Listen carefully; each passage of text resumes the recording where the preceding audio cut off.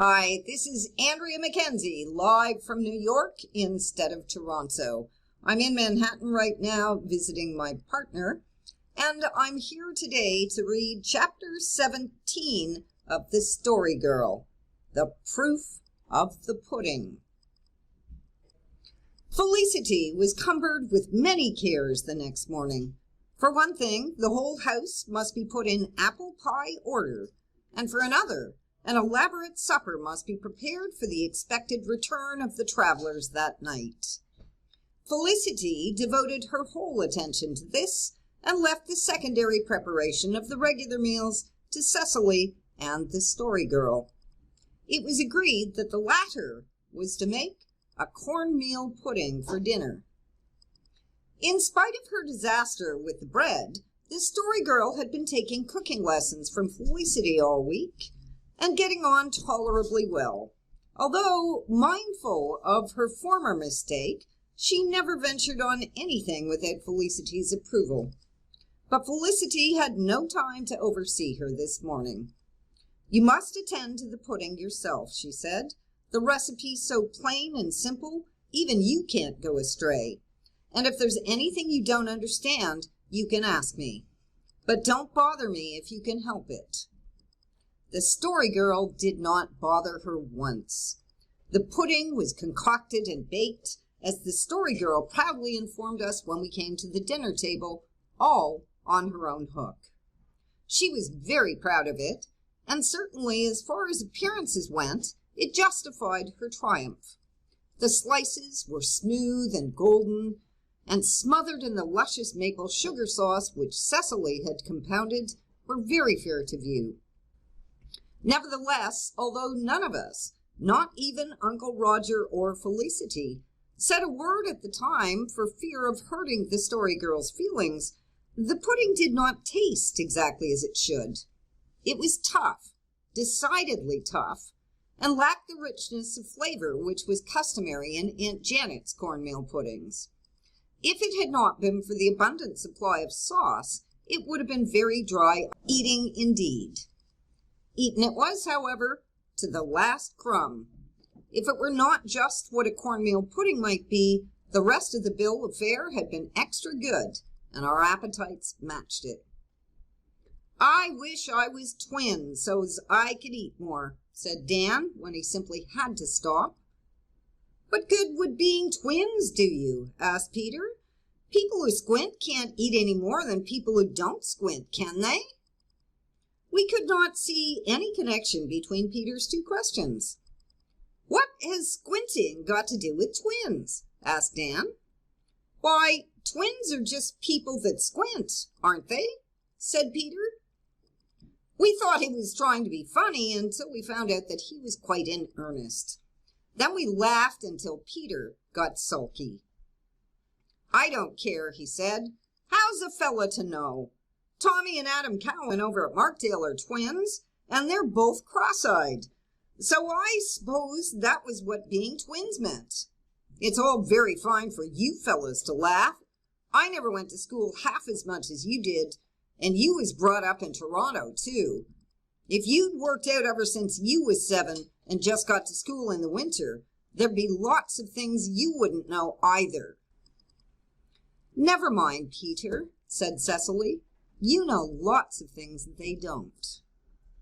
But Peter was not to be conciliated, and took himself off in high dudgeon. To be laughed at before Felicity, to be laughed at by Felicity, was something he could not endure. Let Cecily and the Story Girl cackle all they wanted to, and let those stuck-up Toronto boys grin like Chessy cats. But when Felicity laughed at him, the iron entered into Peter's soul. If the Story Girl laughed at Peter, the mills of the gods ground out his revenge for him in mid-afternoon. Felicity, having used up all the available cooking materials in the house, had to stop perforce, and she now determined to stuff 2 new pincushions she had been making for her room. We heard her rummaging in the pantry as we sat on the cool, spruce-shadowed cellar door outside, where Uncle Roger was showing us how to make elderberry pop guns. Presently she came out, frowning. "Cecily, do you know where Mother put the sawdust she emptied out of that old beaded pincushion of Grandmother King's after she'd sifted the needles out of it? I thought it was in the tin box." "So it is," said Cecily. "It isn't. There isn't a speck of sawdust in that box." The Story Girl's face wore a quite indescribable expression, compound of horror and shame. She need not have confessed. If she had but held her tongue, the mystery of the sawdust disappearance might have forever remained a mystery. She would have held her tongue, as she afterwards confided in me, if it had not been for a horrible fear which flashed into her mind that possibly sawdust puddings were not healthy for people to eat, especially if there might be needles in them, and that if any mischief had been done in that direction, it was her duty to undo it, if possible, at any cost of ridicule to herself. "Oh, Felicity," she said, her voice expressing a very anguish of humiliation, I thought that stuff in the box was cornmeal, and I used it to make the pudding." Felicity and Cecily stared blankly at the Story Girl. We boys began to laugh, but were checked midway by Uncle Roger. He was rocking himself back and forth with his hand pressed against his stomach. "Oh," he groaned, "I've been wondering what these sharp pains I've been feeling ever since dinner meant. I know now. I must have swallowed a needle, several needles perhaps. I'm done for." The poor Story Girl went very white. "Oh, Uncle Roger, could it be possible? You couldn't have swallowed a needle without knowing it? It would have stuck in your tongue or teeth." "I didn't chew the pudding," groaned Uncle Roger. "It was too tough. I just swallowed the chunks whole." He groaned and twisted and doubled himself up. But he overdid it. He was not as good an actor as the Story Girl. Felicity looked scornfully at him. "Uncle Roger, you are not one bit sick," she said deliberately. "You are just putting on." "Felicity, if I die from the effects of eating sawdust pudding flavored with needles, you'll be sorry you ever said such a thing to your poor old uncle," said Uncle Roger reproachfully. "Even if there were no needles in it, 60-year-old sawdust can't be good for my tummy. I dare say it wasn't even clean." "Well, you know, everyone has to eat a peck of dirt in his life," giggled Felicity.